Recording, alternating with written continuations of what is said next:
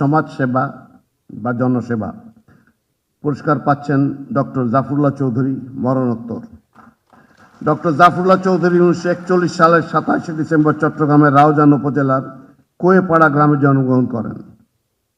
তিনি বিলেতে royal college of surgeons থেকে 1947 সালে FRCS প্রাথমিক পর্ব শেষ করেন।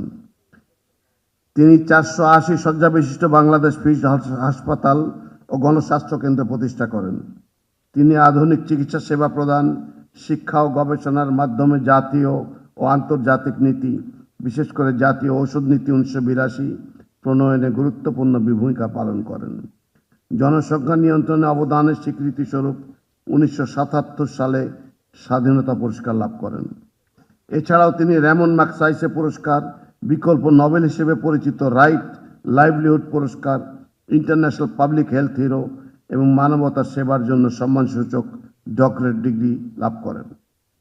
2023 সালের 11 এপ্রিল তিনি মৃত্যুবরণ করেন। সমাজ সেবায় গৌরবোজ্জ্বল ও কৃতিত্বপূর্ণ অবদানের স্বীকৃতি স্বরূপ জাফরুল্লাহ চৌধুরীকে স্বাধীনতা পুরস্কার 2026 প্রদান করা হলো। তার পক্ষে পুরস্কার গ্রহণ করার জন্য তার পুত্র জনাব বারিশ হাসান চৌধুরীকে অনুরোধ